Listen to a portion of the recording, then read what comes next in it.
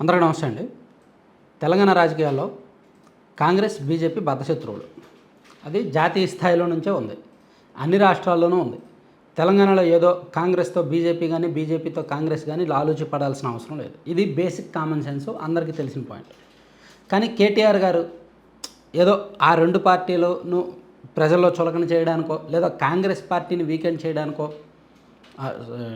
దాన్ని ఒక కొత్త ఆరోపణ ఒకటి తెర మీదకి తీసుకొచ్చారు. ఏంటంటే ఆ రెండు కూడా కుమ్మక్కయ్యాయి, తెలంగాణలో బీజేపీ కాంగ్రెస్ ఒక్కటయ్యాయి అనేది మొన్నటి నుంచి మాట్లాడుతూ ఉన్నారు. ఈ క్రమంలోనే ఆయన ఒక బలమైన ఒక కారణం ఏం చూపించారంటే, బీజేపీ ఎంపీగా ఉన్న సీఎం రమేష్ గారికి కాంగ్రెస్ ప్రభుత్వం 1667 కోట్ల విలువైన ప్రాజెక్టులు కాంట్రాక్టు ఇచ్చేశారు, అతనికి లబ్ధి చేకూర్చారు అని ఒక పెద్ద ఆరోపణ తెర మీదకి తీసుకొచ్చారు.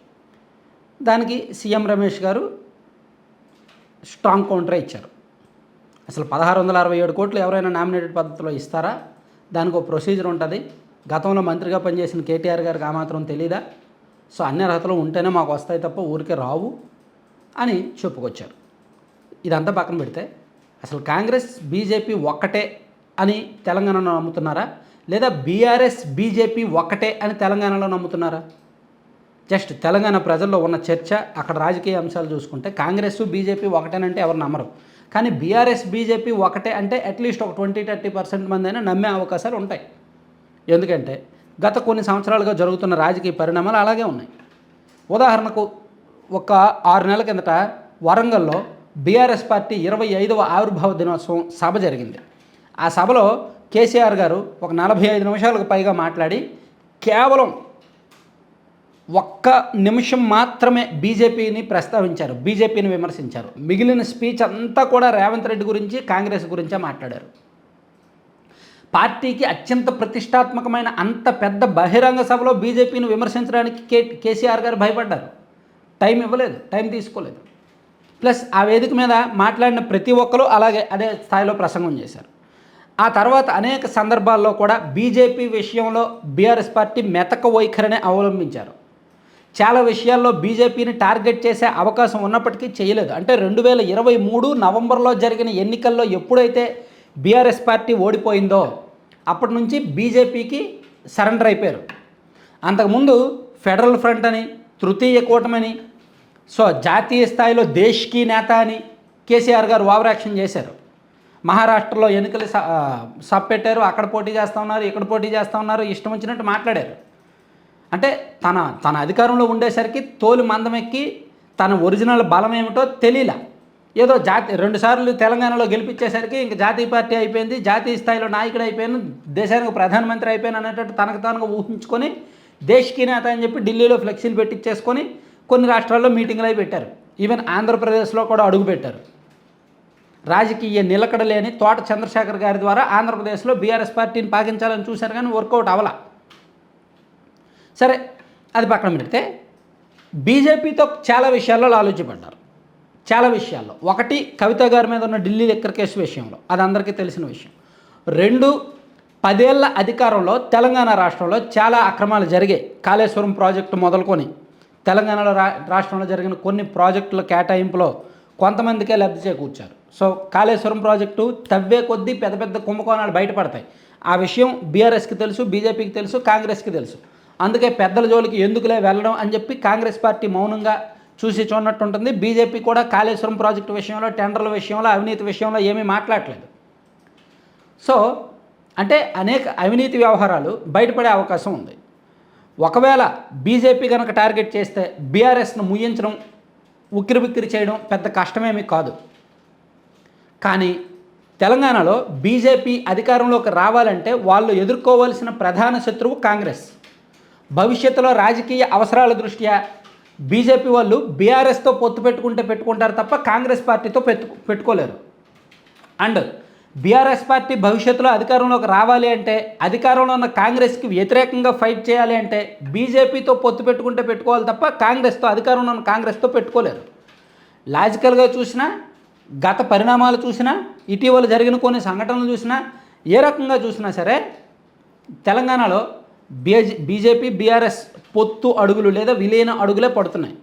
అంతే తప్ప ఏదో కేటీఆర్ గారు తప్పటడుగులు పడుతున్నాయి. కేటీఆర్ గారు అయితే ఈ మధ్య బహుశా ఆయన మాటల్లో కాస్త తేడాలు తప్పటడుగులు పడుతున్నాయి. పార్టీ సోషల్ మీడియా కూడా ఆయనే హ్యాండిల్ చేస్తున్నారు. పదే పదే ఆంధ్రప్రదేశ్ మీద యాడవడం విషయంలో ఈ మధ్య డోస్ పెంచారు. రాష్ట్ర విభజన జరిగి 11 సంవత్సరాలు గడుస్తున్నా ఇప్పటికీ ఆంధ్రప్రదేశ్కు మొన్న ఆంధ్రప్రదేశ్లో విజయవాడ విశాఖపట్నంలో మెట్రో రైలు నిర్మాణానికి కేంద్రం నిధులు ఇస్తే అదేదో హైదరాబాద్లో మెట్రో నిధులే ఆంధ్రాకు మళ్లించారు అని చెప్పి బీఆర్ఎస్ అఫీషియల్ పేజీలో ఒక ట్వీట్ చేశారు. ఎంత దారుణం అది. అలాగే రాష్ట్ర విభజనకు సంబంధం లేకుండా ఒక మాధవ్ గారు లోకేష్ గారికి ఒక మెమెంటో ఇచ్చినప్పుడు, ఒక పటం ఇచ్చినప్పుడు అందులో ఉమ్మడి ఆంధ్రప్రదేశ్ మ్యాప్ ఉంటే దాన్ని పాయింట్అవుట్ చేశారు. అంతకుముందు కూడా ఆఫ్టర్ ఆల్ ఆంధ్రప్రదేశ్ అనేటట్టు ఏదో కామెంట్ చేశారు. సో ఇక్కడ కేటీఆర్ గారిలో మైండ్లో ఇప్పటికీ ఆంధ్రప్రదేశ్ అంటే చిన్న చూపు పోలేదు. అది ఒక తప్పటడుగు. తన పార్టీని సరిగ్గా లీడ్ చేయట్లేదు, అదొక తప్పటడుగు. ప్లస్ తన సోదరి కవిత గారు కేటీఆర్ గారిని వ్యతిరేకిస్తున్నారు, కేసీఆర్ గారిని వ్యతిరేకించట్లా. అఫ్కోర్స్ ఆమె 2 పార్టీలు ఉమ్మడి అస్త్రంగా జనంలోకి తిరుగుతున్నప్పటికీ ఆమె మీద బీసీ ఉద్యమం అందుకోవడం కూడా ఒక పెద్ద అంత సీరియస్నెస్ ఏమీ లేదు, అంత చర్చ అంటే అది కూడా వ్యూహం వికటించినట్టే ఒక రకంగా. సో అది కూడా బీఆర్ఎస్ పార్టీ తప్పటడుగు. అంటే ఆ పార్టీ సోషల్ మీడియా సరిగ్గా రన్ అవ్వట్లేదు, ఆ పార్టీ వ్యూహాలు సరిగ్గా వర్కౌట్ అవ్వట్లేదు, ఆ పార్టీ విమర్శలు తిప్పికొడుతున్నాయి. వీటన్నింటికీ కారణం కేసీఆర్ గారు కాదు, కేటీఆర్ గారే. కేసీఆర్ గారిది ఏముంది, ప్రస్తుతానికి విశ్రాంతి దశలో ఉన్నాడు. మళ్ళీ ఏదో 6 నెలలకు ఒకసారి ఆయన వచ్చి ఒక 60 నిమిషాలు మాట్లాడి మళ్ళీ వెళ్ళిపోతాడు. ఆయన పెద్ద సబ్జెక్ట్ ఏమీ కాదు. కేటీఆర్ గారి మీదనే ఇప్పుడు ఆ పార్టీ క్యాడర్ కానీ ఆ పార్టీ నాయకత్వం కానీ ఆధారపడింది. ఆయనేమో వరుసగా తప్పటడుగులు పడడం వల్ల బీఆర్ఎస్ పార్టీ మరింత ఆత్మవిశ్వాసం దెబ్బతింటుందన్నమాట. మరింత అభద్రతలోకి వెళ్ళిపోతున్నారు. ఇదేంటి మొన్న ఎన్నికల్లో చూస్తే 39 వచ్చాయి, గెలిచిన ఎమ్మెల్యేలు కూడా చాలామంది లేరు, పార్లమెంట్ ఎన్నికల్లో చూస్తే ఒక్క సీటు కూడా రాలేదు. పోనీ పార్టీ ఏమైనా మళ్ళీ మూలాల్లోకి వెళ్ళి మళ్ళీ బలోపేతం చేయడానికి ప్రయత్నిస్తున్నారంటే ఆంధ్ర మీద ఏడవడానికే సరిపోతుంది. ఆంధ్ర మీద ఏడిస్తే ఒకప్పుడు తెలంగాణ ప్రజలు యాక్సెప్ట్ చేసేవారేమో, కానీ రాష్ట్ర విభజన జరిగిన ఇన్ని సంవత్సరాల తర్వాత కూడా ఆంధ్రప్రదేశ్ మీద ఏడుస్తామంటే తెలంగాణ ప్రజలు కూడా యాక్సెప్ట్ చేయరు, చేసే అవకాశం ఉండదు. అందుకే కేటీఆర్ గారి తప్పటడుగులు బహుశా బీఆర్ఎస్ని ముంచేవిగా ఉంటున్నాయన్నమాట. సరే, కంటెంట్ చూశారు కదా. కంటెంట్కి సంబంధం లేకుండా ఒక చిన్న ప్రమోషను. లడ్డూపల్లెం.com అని దాదాపుగా 20 రకాల లడ్డూలు, 20 రకాలు కూడా ఆరోగ్యానికి అవసరమైనవి, ఆరోగ్యానికి మంచి చేసేవి.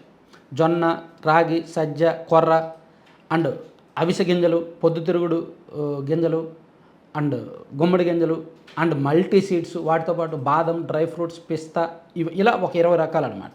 వాటితో పాటు ప్రోటీన్ పౌడర్, పిల్లలు పెద్దలు అందరూ పాలలో వేసుకొని తాగడానికి, ఎముకల దృఢత్వానికి, ఇమ్యూనిటీ బూస్టర్కి, జ్ఞాపక శక్తికి అన్నిటికీ ఇది ఉపయోగపడుతుందంట.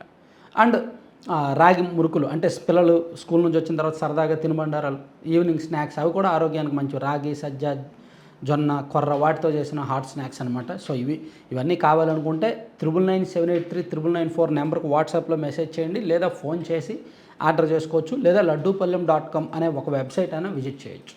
Thank you.